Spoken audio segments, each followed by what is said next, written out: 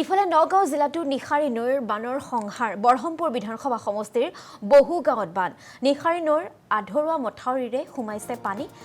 তেতেলীখৰা পঞ্চায়তৰ কেইবাখনো গাঁৱৰ কৃষকৰ হাহাকাৰ কামপুৰ হালুৱা ভকত গাঁৱকে ধৰি কেইবাখনো গাঁৱৰ বাসিন্দা বানৰ কবলত মথাউৰি নিৰ্মাণৰ কাম আধাতে এৰি দিয়াৰ বাবে দুৰ্ভোগ ভুগিছে এতিয়া ৰাইজে বৰহমপুৰৰ দৃশ্যাংশ আপোনালোকক দেখুৱাইছো নিশাৰী নৈৰ বানত প্লাবিত হৈ পৰিছে বহু গাঁও আৰু ৰাইজ আসলতে এই মুহূৰ্তত দিশহাৰা হৈ পৰিছে মথাউৰি নিৰ্মাণ কৰিছিল কিন্তু সেই নিৰ্মাণৰ কাম আধাতে সামৰি ইতিমধ্যে গুচি গৈছে সেই স্থান ত্যাগ কৰিছে ঠিকাদাৰে যাৰ বাবে ৰাইজে দুৰ্ভোগ ভুগিবলগীয়া এক পৰিস্থিতিৰ সৃষ্টি হৈছে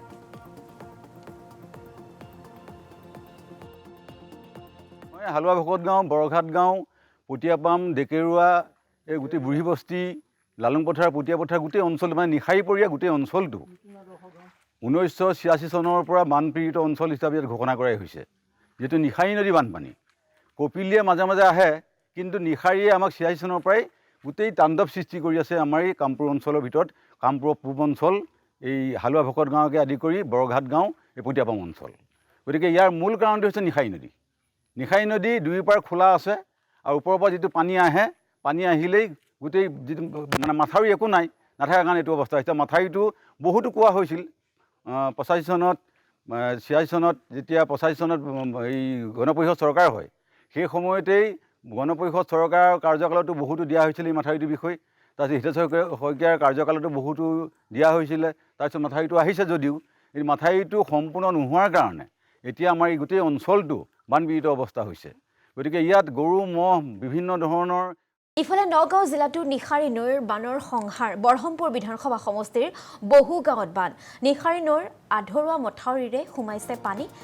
তেতেলীখৰা পঞ্চায়তৰ কেইবাখনো গাঁৱৰ কৃষকৰ হাহাকাৰ কামপুৰ হালুৱা ভকত গাঁৱকে ধৰি কেইবাখনো গাঁৱৰ বাসিন্দা বানৰ কবলত মথাউৰি নিৰ্মাণৰ কাম আধাতে এৰি দিয়াৰ বাবে দুৰ্ভোগ ভুগিছে এতিয়া ৰাইজে বৰহমপুৰৰ দৃশ্যাংশ আপোনালোকক দেখুৱাইছো নিশাৰী নৈৰ বানত প্লাবিত হৈ পৰিছে বহু গাঁও আৰু ৰাইজ আসলতে এই মুহূৰ্তত দিশহাৰা হৈ পৰিছে মথাউৰি নিৰ্মাণ কৰিছিল কিন্তু সেই নিৰ্মাণৰ কাম আধাতে সামৰি ইতিমধ্যে গুচি গৈছে সেই স্থান ত্যাগ কৰিছে ঠিকাদাৰে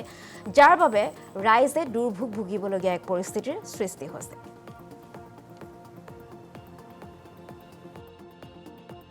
হালুৱা ভকত গাঁও বৰঘাট গাঁও পটিয়াপাম ডেকেৰুৱা এই গোটেই বুঢ়ী বস্তি লালুং পথাৰ পটিয়া পথাৰ গোটেই অঞ্চল মানে নিশাৰীপৰীয়া গোটেই অঞ্চলটো 1986 চনৰ পৰা বানপীড়িত অঞ্চল হিচাপে ইয়াত ঘোষণা কৰাই হৈছে যেহেতু নিশাৰী নদী বানপানী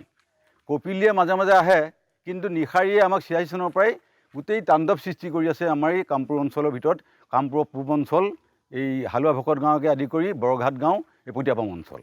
গতিকে ইয়াৰ মূল কাৰণটো হৈছে নিশাৰী নদী দুই পাৰ খোলা আছে আৰু ওপৰৰ পৰা যিটো পানী আহে পানী আহিলেই গোটেই যিটো মানে মাথাউৰি একো নাই নাথাকাৰ কাৰণে এইটো অৱস্থা হৈছে মাথাউৰিটো বহুতো কোৱা হৈছিল 85 চনত